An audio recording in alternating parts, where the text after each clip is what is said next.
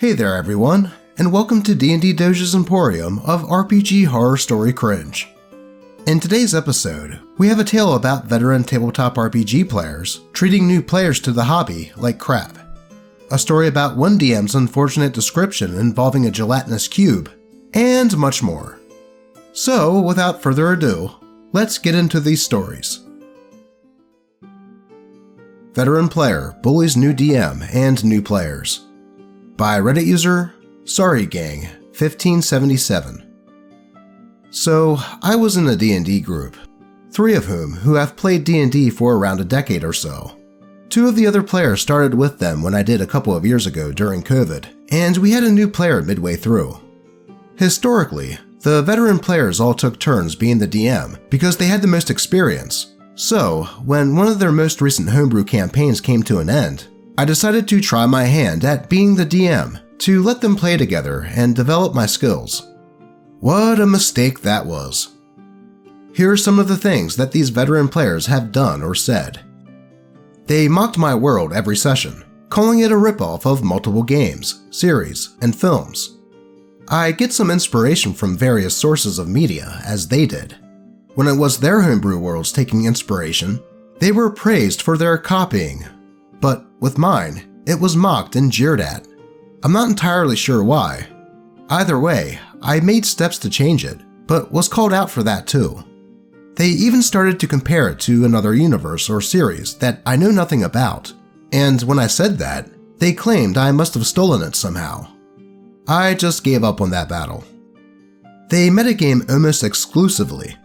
They would treat it less like D&D and more like a puzzle to try and guess what I, the DM, have written or made for them. If they can't get the answer through metagaming, they ask if their characters can just know it suddenly, so that I can tell them and they can move on. It was very draining. Next was their endless coaching sessions with me. Every session, I would get a breakdown of what I did wrong and what I should improve on. They asked me multiple times to pull up a Word doc and write down what they were saying and include it in the following session and change the story for them. Next is the in-jokes. 2 of the players would often get together and make really mean jokes about certain things in the session, about either how I said it or how the story was going. The other players told me this, and they eventually admitted to it. If something doesn't make sense right away, either they missed the point, I messed up, or because it's by design, they laugh about it and mock it. And when the appropriate reveal comes to light, they feel it's because they made it happen by playfully pointing out my mistake. But here was the final straw. They keep telling the other less experienced players what to do during roleplay and combat, and take away their agency. Here's an example. DM, me. Right, combat starts. We've rolled initiative. Yennefer the Wizard, you're up first. 3 orcs hidden from sight suddenly emerge and surround you. You're newer to D&D, so take your time. Yennefer, okay, I will use Misty Step to... Veteran 1, no, you should disengage and run away. You need to save your spell slots for the obvious BBEG we think the DM has planned for later. That is not optimal. Veteran 2, I agree. That or you should... And that is pretty much how combat goes. It's the veterans metagaming on how to best overcome the encounter while we all sit around waiting for them to finish. The new player just doesn't get to act in their turn, and when I interrupt to ask them not to do this and allow other players to take their turns, I get shouted down and told that it's good coaching for me to listen and improve, and that they're just helping. 2 of the veterans also dropped out around 5 sessions in, calling the story boring and uninteresting. They then sat me down and talked to me for just under 2 hours about how I could improve on everything that I'm doing, and what they would do with my world lore if they were the DM. Somehow, the conversation morphed, and I was listening to them talk about their homebrew lore and how it's better than mine for most of this. This is the point that I decided to end it with that group. It should have been earlier, but I gave them the benefit of the doubt. I have since started a new group with new players, and we're now having a blast. They have said that I'm a great DM, and that I was just unlucky. It's almost a year in with this new group, and I'm glad I got out of the old one. Good on OP for not dealing with that crap for too long. I can understand constructive criticism when it comes to DMing, especially if you're new to it, as it can help you improve in areas that you need to. But what these players were doing was not that. It sounds like they had some sort of superiority complex, with having been playing for longer, thought that they were masters of the craft, and that anything anyone else did was crap. The fact that they would make inside jokes, making fun of OP's attempts, shows me that they didn't ever intend to help OP improve, but just used the inexperience to boost their own egos. Good riddance, I say, and I'm glad to hear that OP found a new group to play with that they actually enjoy. Go you, OP.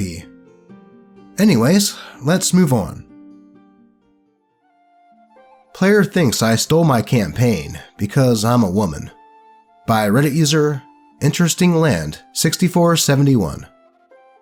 I recently replaced a player in my campaign who just didn't listen to me talking, would cause too much trouble, and had too many arguments, so it was just best to let them go. Another player of mine suggested a friend of his, who they described to be a very friendly and open-minded guy, who could take the empty place. It turns out that he was not too open-minded and friendly. The guy was really uncomfortable to play with. He was loud, and he interrupted people while talking, all the good stuff. But he showed much interest in the campaign, which he described as well-written, creative, and fun. Now, I worked a lot for my campaign, and I put a lot of thought into it. I like touching darker themes, though I always beforehand make sure that my players are comfortable with the topics that I'm involving. We even made a consent list, and I won't touch anything that's troubling for my players. So, after the previous session, the player asked me where I got my ideas for the campaign from, and when I told him that I wrote everything myself, including the religion, the storyline, the plot points, and the different factions, he became very quiet. Like, very quiet. Then he said, "I don't know, I just didn't expect this. My experience tells me women like to run lighter stuff." When I told him that it was indeed all my idea, he went quiet again. Later, I received a private message where he told me that he was still stunned that I, as a woman, would touch such stark topics like racism and murder, since I, and I quote, "look so sweet with my brunette curls and my small height." And that, if I had stolen the campaign and its ideas from somewhere, I could tell my group and everyone would understand. I again told him that it was all from my brain and that I find it incredibly rude of him to question my creativity just because I'm female. He then got defensive, said that he finds the attempt of me DMing endearing, but it wasn't that good anyways, and that I should get down off my high horse. He then again said that I should stick to easier, more lighthearted stuff. I just decided to kick him, and honestly, I'm still flabbergasted by it. So, let me get this straight. This dude loved the world that OP built and the dark themes that it contained, to the point of complimenting her. But when he found out that she didn't copy anything from anywhere else, and actually thought up of everything herself, he then does a 180 and says that it isn't that great? Something tells me that this guy is a big hit with the ladies. Anyway, sarcasm aside, I don't blame OP for kicking this dude, especially after he told her to get off her high horse. Hopefully, she was eventually able to find and fill that empty spot in her campaign. Let's move on. Gelatinous Cube Bukake, or How I as a DM Am an Idiot. By Reddit user Cold Sheepherder 9157. Now, the crew I DM for have come into conflict with some elder vampires and have been exploring their massive castle, looking for their coffins, dueling vampires, and doing basic dungeon crawling stuff. By the time they got to the sub-basement and found the hallway with doors to the scribe room and a storage room, these MFers were looking rough. They'd run through their potions, magic was all burnt off, resources are generally low, and they're all bearing serious wounds. But they decide to search the rooms anyway for loot. They left the gunslinger, who's got a real cowboy thing going, and their NPC ally in the hall as lookout, while most of the crew went into the scribe room. The druid, Oto, decided to go into the storage room all by her lonesome. She got surprised by 2 gelatinous cubes. Under normal circumstances, no biggie, but as beat up as they were, it was looking grim for the druid. The druid managed to survive the surprise round and hurt one of them, and the ranger in the scribe room was able to finish it off with an arrow. But no one else could reach her in time, we thought. The gunslinger had just enough movement to get to the doorway, draw his pistols, and go to work. Through a series of crits, he did twice the cube's max HP, so I, as the DM, decided that it exploded. You ever see the gag in horror movies where the monster explodes, covering its would-be victim in blood and gore? Well, I decided to go for that. I, didn't consider it was a gelatinous cube, and that the druid is a female player character, and that she's played by our only female player. So there I was, describing how this thing was exploding, and how she got white goo in her hair, her face, and on her body. And oh no. I just realized what this sounds like, and I stutter and said, you know, like pudding, like Bill Cosby used to hot. Oh, F my life. And the crew was silent, just letting me dig myself deeper and deeper. Why the hell did I say this? One day, I will understand why I say these things, but today is not that day. When I finally decided to shut my mouth, there was more silence. Then came the jokes at my expense, and the laughing, the most vicious of which came from the druid. She was my best friend's wife, and my friend in her own right.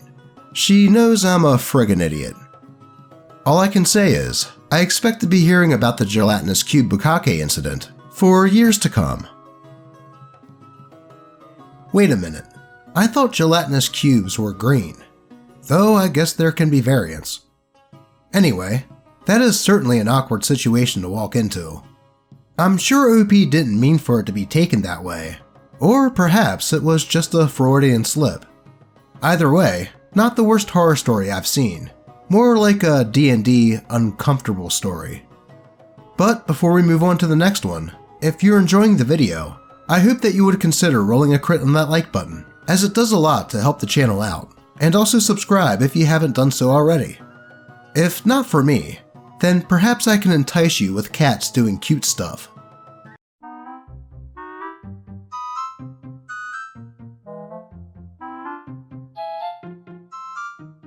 Did it work?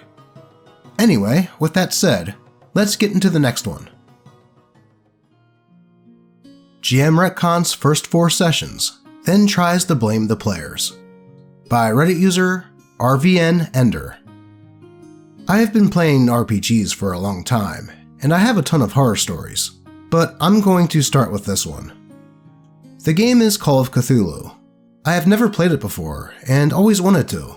Somebody at my local game store puts up a notice that they're going to run a Call of Cthulhu one-shot that may turn into a campaign. They quickly had spots filled, and we were off, and the DM quickly scheduled 0 day. 0 day came, we were all building characters, and this is where the first problem popped up.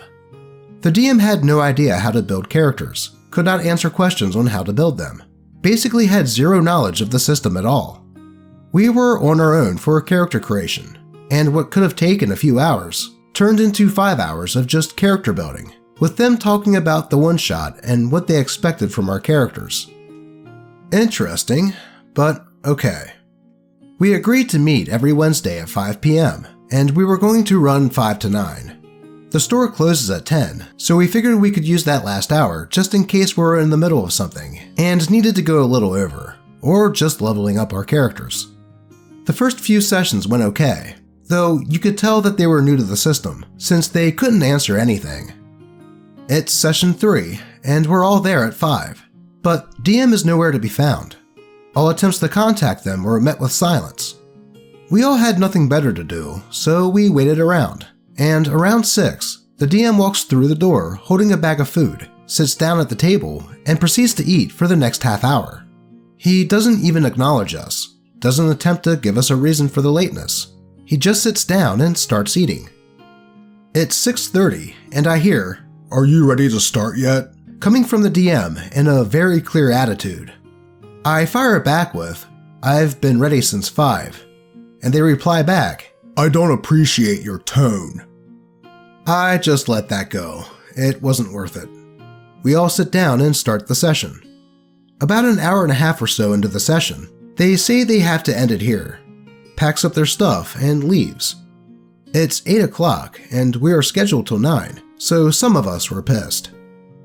I should have said this before, but out of the 6 players in the group, 3 of them are friends with the DM. One of the players left after session 3. They were a random player who I didn't know. And the other player was actually in one of my D&D games. At the time, I ran 3 D&D games. 2 were open to the store, and 1 was a private game. 4th session. We all show up before 5, but the DM doesn't show until 6. Okay, whatever. I ask, hey, not for nothing, but I thought we agreed on 5. But the DM then fires back with, I pushed it back to 6:30. I don't remember this conversation, but okay. Now, me and my D&D player friend have been taking notes this entire time. We have detailed notes of every session. I don't normally take notes at all, but this time I did, because it's a new system, a little more roleplay heavy, and my character had a photographic memory, so it just plays out that way. Halfway through session 4, we are investigating the apartment of an NPC who died. Their death was central to the story, like we were all here together because of her death. We get there, and the door is locked, so we lockpick our way in, and lo and behold, the NPC is sitting at the kitchen table, very much alive. I asked, I thought they were dead. The DM responded, well, clearly they aren't. And I say back, we made the choices that we made because we were informed that the NPC was dead. If we knew they were alive, we would have made different choices. But to that, the DM responds, well, then I'm going back and reworking this so that the NPC is alive. Another player says, so our notes are pointless. Great. I look over at another table full of my D&D players and say, see, this is why I don't take notes. The DM then angrily says, can we freaking stop with this bullcrap? If you guys didn't take notes, this wouldn't be an issue. I look and ask, wait, what? Are you blaming us for your mistake? And the DM responds with, I'm tired of all this attitude that I'm getting from you. Either fall in line with how I'm running, or you can leave. I sit there for a couple of seconds, debating on whether I want to stay and completely ruin this campaign, or just get up and leave. I look at them. I look at the rest of the party. I take my character sheet, rip it up, got up, and said, now you can retcon something else from the campaign. And I excused myself from the table. They start cussing me out, but I'm not even paying attention at this point. I walk over to another table with a bunch of my D&D players, only to see 2 more players get up from the table, also ripping their character sheets. A few days later, I noticed on the store's Discord that they put up an ad asking for more players, and this time they are charging to run the game. I just laugh. Then, the next day, the store's owner pulled me off to the side and asked me what happened. Apparently, they filed a complaint against me for quote-unquote abusive behavior. I told them the story and told them that I have witnesses to everything that transpired. I'm not claiming to be completely innocent, but I wasn't abusive at all. The owner said that he believed me since they talked to a bunch of the others at the table and they all said it was horse crap. That DM was later banned from the store for swearing at another player in a different game. Most people should take an example from OP when dealing with a bad group or DM, though the way he left with the ripping of a sheet in a dramatic fashion was a bit over the top. But honestly, with the way that GM was, they deserved it. Now, the whole thing with the NPC not being dead after being told that she was dead could be a cool plot point, especially in a game about cosmic horror. But it sounds like that wasn't the case, and the DM just wanted it to be retconned. Also, this is the first time I heard about a DM being angry about players taking notes. Usually, that's something a DM wants their players to do.